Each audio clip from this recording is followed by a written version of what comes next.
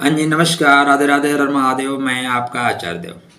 आज इस वीडियो बात करेंगे शुक्र महाराज की गोचरी स्थिति का। वृश्चिक लगन वृश्चिक राशि के जातकों के लिए शुक्र महाराज का जो गोचर है वो 24 सितंबर से लेके 19 अक्टूबर तक कन्या राशि में करेंगे गोचर। कन्या में शुक्र बहुत अच्छा महसूस नहीं करते। महसूस न करने के पीछे जो कारण है, उत्तर फाल्गुनी नक्षत्र, चित्रा नक्षत्र और हस्त नक्षत्र, तीनों नक्षत्र इनको बहुत बेहतर महसूस करने नहीं देते। कन्या एक तो चंचल है, फास्ट है और ज्ञानी है। शुक्र भोग के कारक है और बुध व्यापार के कारक है, उदासीन है।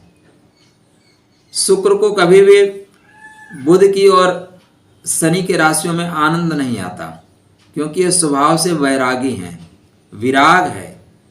और शुक्र अनुराग का प्रतीक है, प्रेम का प्रतीक है। और ये बुध क्या है, व्यापार का प्रतीक है। और ये इम्पोर्टेंसी का भी कारक है, शनि इम्पोर्टेंसी का कारक है।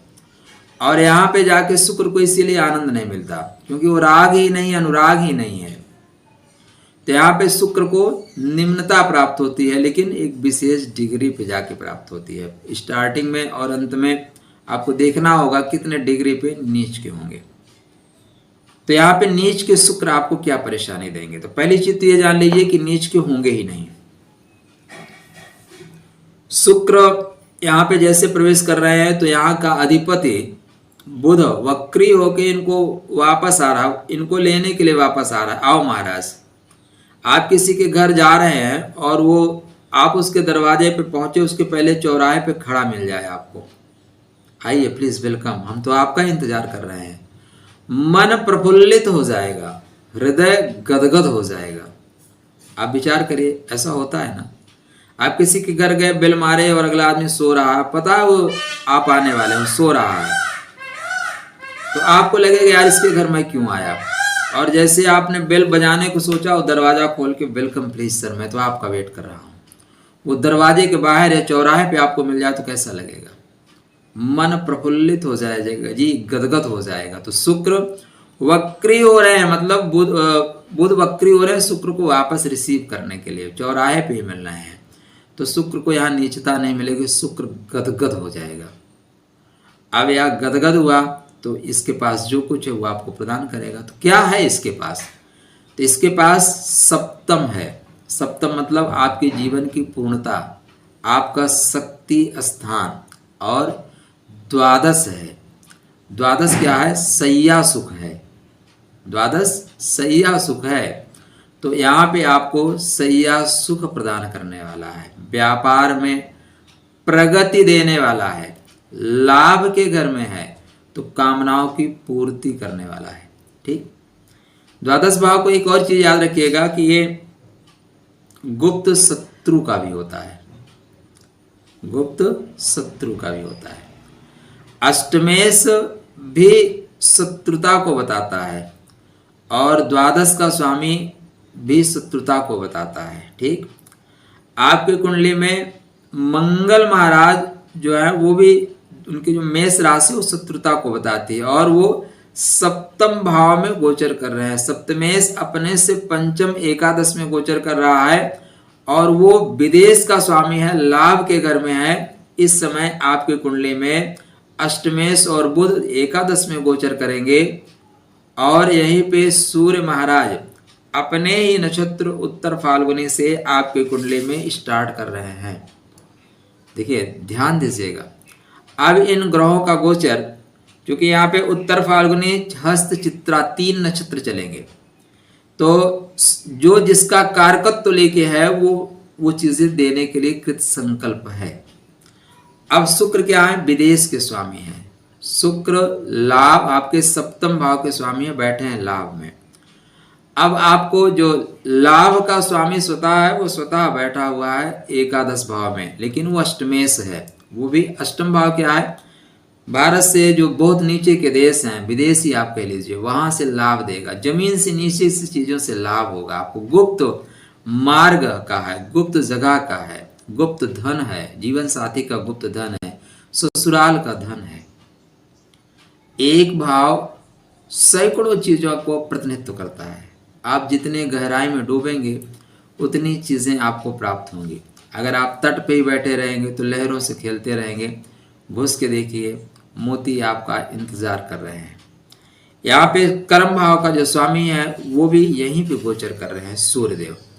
तो कर्म, लाभ, व्यापार, कर्म, लाभ और व्यापार, विदेश, इन सारे जो ग्रह हैं इनकी मीटिंग हो रही है। कहाँ पे? लाभ के घर में मीटिंग हो रही है, तो लाभ आपको मिलेगा। तो कोई डाउट नहीं है, आप यदि जागृत अवस्था में हैं तो यह समय आपको लाभ देकर ना जाए। कैसा लाभ होगा? आप विदेश में रहते हैं, कोई काम आपका नहीं बन रहा है तो यहाँ पे आपको लाभ होगा। विदेश आप जाना चाहते हैं, आपका वीज़ा वगैरह नहीं हो रहा है, तो प्लीज़ उत्तिष्ठ, जागृत, उठिए, जागिए, खूब मेहनत करिए। सरकार में सरकारी कर्मचारी को किसी को पकड़िए ना, वो आपका काम करा देगा, क्योंकि सरकार मतलब सूर्य भी जा रहे हैं लाभ के घर में। आपका सप्तम भाव का स्वामी अपने से पंचम है, तो जीवन साथी से प्रेम मिलेगा। थोड़ी सी चिक होगी, थोड़ी सी झुकना तो पड़ेगा, थोड़ी से मनाना तो पड़ेगा, लेकिन लाभ 100% होगा। आप क्योंकि द्वादश भाव का स्वामी आ रहा है अपने से नीचे, तो थोड़ा सा समझौता करिए, सैया सुख भी आपको पूरा मिलेगा। बुध शुक्र की युति धन के दृष्टिकोण से अत्यंत श्रेष्ठ कर युति होती है। कर्म का स्वामी भी यहीं पे चल रहा है, सूर्य भी यहीं पे चल रहा है, और सूर्य महाराज अपने नक्षत्र में थोड़ा सा उग्र रहेंगे, बाद में चंद्रमा के नक्षत्र में चले जाएंगे तो सौम्य हो जाएंगे, मंगल के नक्षत्र में जाएंगे। और चूंकि मंगल आपके लग्नेश हैं तो राजा यहाँ पे मंगल हुए तो राजा के अनुसार काम कर देंगे। भाई आप घर में गार्जियन है, बाद में आप गार्जियनशिप छोड़ देते हैं और बच्चा गार्जियन बनता है, तो बच्चे के अनुसार भी आप काम करते हैं, है ना। बस वैसे ही ज्योतिष बहुत सरल है, बस इसको अपने जीवन के जो तार है ना उसी के अनुसार चलाना शुरू करिए, एकदम मैच करेगा। तो यह जो गोचरी स्थिति है बेहतरीन है। अब क्या सबके लिए ऐसा होगा? सबके लिए तो कोई चीज़ नहीं होती। सूरज का प्रकाश भी सबके लिए बराबर नहीं मिलता। कुछ लोग उल्लू जैसे आंख मूंद के बैठे हैं, उनको दिन में सूरज का प्रकाश चाहिए ही नहीं। कुछ लोग अपने महलों में बैठे हैं प्राकृतिक नेचर को तोड़ के एसी चला के। सूर्य का प्रकाश ही कुछ जगह कुछ प्रदेशों में बराबर पहुंचता है, कुछ प्रदेशों में नहीं पहुंचता। तो सबके लिए बराबर तो होने वाला नहीं है। आपकी कुंडली में आपकी ग्रह दशा कैसी चल रही है उसके अनुसार आपको लाभ मिलेगा। इस समय शुभ ग्रह की दशा चल रही है तो निश्चित रूप से लाभ होगा। ऐसी ग्रह दशा चल रही है जो आपको यात्रा करा रही है तो विदेश की यात्रा करना निश्चित है, आप टूर आपका विदेश का होगा।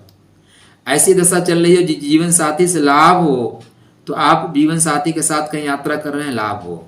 ऐसे आपकी कुंडली में योग बन रहे हैं जो अनैतिक संबंधों को दर्शाते हैं, उनकी दशा चल रही है।